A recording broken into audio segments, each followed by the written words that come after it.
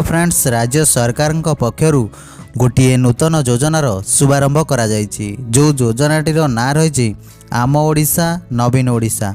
तो फ्रेंड्स यही योजनाटीर लक्ष्य कौन रही एवं ये योजना माध्यम केउ मानकु सुविधा मिलिबो एवं कौन कौन सुविधा मिलिबो फुल डिटेल्स ये वीडियो आधार कहबी। सेति चैनल रे नुआ थिले चैनल टी को सब्सक्राइब कर दियंतु।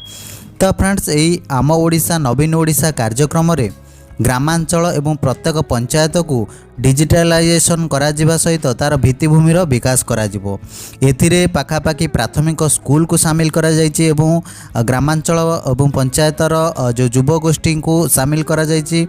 तो सहित चाषी भाई मानक मध्य एथिरे सामिल करा जायछि एवं गाँव रे थिबा ऐतिह्यस्थली एवं मठ मंदिर एवं जगन्नाथ संस्कृतिर पुनरुद्धार करिया पई एही योजनाटीर लक्ष्य रही। तो एथिपाई योजनार शुभारंभ करा जायछि। तो फ्रेंड्स एथिपाई CM Odisha official Twitter page रे ट्वीट करी सूचना दिया जायछि। आपण देखिया पई पाउथिबे को नुआ ओडिशा और सशक्त ओडिशा गठनर भित्तिभूमि को सुदृढ़ करने लक्ष्य रे मुख्यमंत्री श्री नवीन पट्टनायक आम ओडिशा नवीन ओडिशा योजनार शुभारंभ करिसेंति। सारा राज्य रे कार्यक्रम पई 3397 कोटी टंका एथिरे खर्च हबो। ता सहित राज्यर 6794 पंचायत रे सामिल होब यही योजना रे। ता सहित 90723 प्रकल्प कार्यकारी एथिरे करा जिवो। तो सहित प्रत्येक पंचायत को 50 लाख टंकार सहायता राशि दिया जिवो। तो आपण पोस्टर जरिया मध्य आपण देखिया पई पाउथिबे केन्दुझर और भद्रक जिला को प्रथम पर्याय रे दिया जायछि।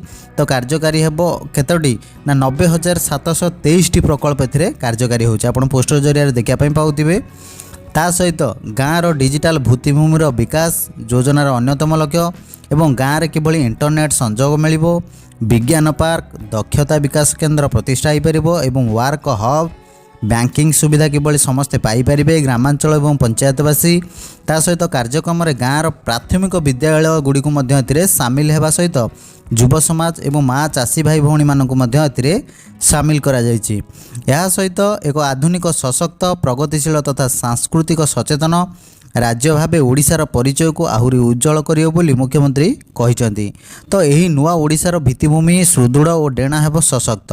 आकांक्षा ओडिशा परिकल्पना साकार रूप पाइबो बोली मुख्यमंत्री उल्लेख करछन्ति। एथिसह आम ओडिशा नवीन ओडिशार कार्यक्रम सफल रूपायन दिगरे मुख्यमंत्री यह अवसर में समस्त को सहयोग कामना करछन्ति। तो पंचायत रे विभिन्न प्रकार सुविधा सुजोग आपण पाइपारे ग्रामांचल किभली इंटरनेट सुविधा जोगाई दिया जिवो। तो फ्रेंड्स ये गोटे अपडेट जदि वीडियो भल लगी तेज लाइक शेयर और सब्सक्राइब करने भूलिए नहीं।